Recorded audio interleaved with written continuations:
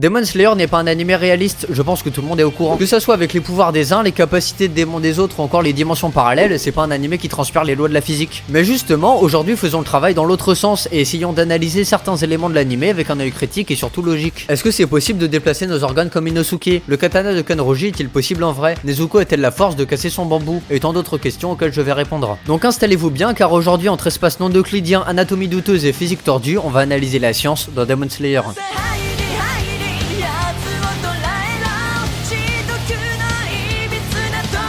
Avant de faire l'analyse de l'environnement ou des armes, arrêtons-nous déjà sur les capacités des personnages, comme par exemple Zenitsu. Même si pendant une bonne partie de l'animé il ne maîtrise pas très bien son souffle de la foudre, il est quand même capable d'en utiliser sa principale qualité, à savoir la vitesse. Pendant les premiers combats de Zenitsu, on le voit se déplacer comme un éclair, et s'il y a des guillemets autour de comme un éclair, c'est qu'en réalité il en est très loin. Petit rappel, la vitesse de la lumière c'est 300 000 mètres par seconde, et rien ne peut aller plus vite. Si Zenitsu se déplaçait à la vitesse de la lumière, à tout hasard comme la foudre, alors son corps tout entier irait à la vitesse de la lumière. Or, dans notre corps, notre sang se déplace et nos neurones ont des connexions électriques entre eux. Donc si Zenitsu se déplaçait à la vitesse de la lumière, son sang comme le flux de ses neurones irait plus vite que la lumière, ce qui est paradoxal vu que rien ne peut aller plus vite. Donc il ne va pas à la vitesse de la lumière, mais alors à quelle vitesse va-t-il? Déjà il va plus vite que le son, vu qu'on peut entendre à plusieurs reprises le boom caractéristique du passage du mur du son. Lors de son combat à la fin du manga contre Kaigaku, ses vêtements se déchirent à cause de sa vitesse. On peut donc estimer sa vitesse max aux alentours de 3200 km/h. Cependant il y a un problème de cohérence avec les déchirures de ses vêtements. Au-delà de la vitesse du son, c'est un phénomène de compression adiabatique qui se produit. Les molécules d'air devant Zenitsu ne s'écartent pas assez vite et la friction de l'air sur ses vêtements produit de la chaleur. Ses vêtements devraient brûler et non se déchirer, tout comme la peau de son visage ou ses mains. La vitesse qu'il atteint devrait le tuer sans problème, d'autant plus que son temps de réaction n'est pas suffisant pour anticiper ses propres mouvements. D'ailleurs celui des démons est trop long aussi, il ne pourrait même pas voir Zenitsu arriver. Pour rajouter un petit point anatomie, la taille de ses jambes n'est clairement pas proportionnelle à la force qu'il déploie. Je rappelle qu'il se propulse à la force des mollets à 3200 km/h en une seconde. Aucun de ses muscles ni même de ses tendons, ligaments ou os n'est prévu pour supporter un tel poids, clairement quelque chose d'impossible en vrai. Mais pour compenser votre déception, parlons du personnage principal, parlons du nez de Tanjiro.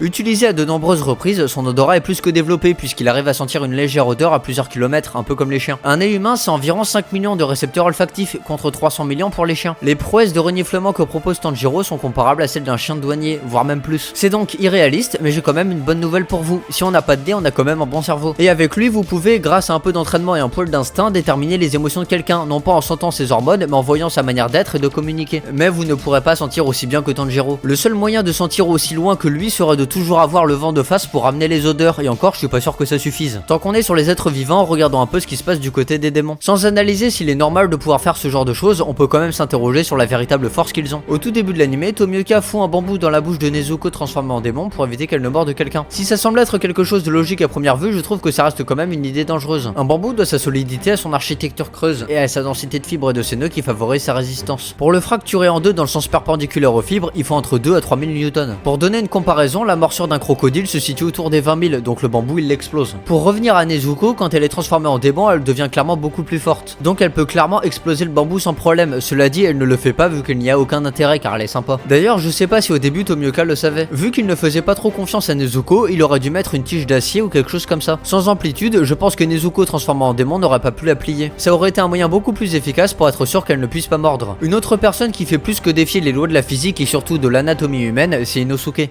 Entre sa résistance au poison et son déplacement d'organes express, on peut pas dire que ça soit quelqu'un de réaliste. Et pourtant, c'est clairement pas le plus hors sujet. Dans notre corps, nos organes sont reliés entre eux par le fascia, un réseau de tissus qui enveloppe et soutient les structures internes. En bougeant tous nos organes ensemble, il est donc logiquement possible de les déplacer. Cependant, le réseau sanguin empêche ça. Je vois pas comment il peut déplacer son corps tout en gardant une aorte de la même taille, c'est illogique. Pour aller dans son sens quand même, et surtout parce que je suis en train de démonter l'anime depuis 2 minutes, c'est possible d'avoir des organes placés différemment de la normale, on appelle ça l'hétérotaxie. Mais c'est des cas très particuliers de symétrie et c'est pas possible de déplacer son cœur. Pour sa résistance au poison, à moins qu'il ne produise des enzymes spéciales qui le rendent résistant, je pense qu'il doit connaître une ou deux plantes remèdes. Pour finir sur un autre thème que la biologie, parlons de physique, parlons du katana de Kanroji. On est tous d'accord, quand elle se bat avec, ça fait des plans stylés, mais je suis pas le seul à m'être posé la question, est-ce que c'est possible? Pour répondre cash, oui, techniquement c'est faisable, mais si personne n'a jamais utilisé ça, il y a une bonne raison. Pour qu'une lame soit coupante, il faut qu'elle possède une dureté suffisante pour maintenir sa structure face à la résistance de l'objet en face. Si le fil de la lame, donc la partie coupante, est trop déformé, il va se tordre autour de la cible au lieu de rentrer dedans. Une lame aussi flexible que le katana de Kanroji ne peut pas transmettre efficacement la force du geste vers le point de contact. En résumé, faire une lame aussi souple, c'est possible avec certains alliages, mais ça ne coupe rien du tout pendant les combats. Et où est-ce qu'on fait certains combats? Dans la forteresse infinie. Excellente transition, on va en parler.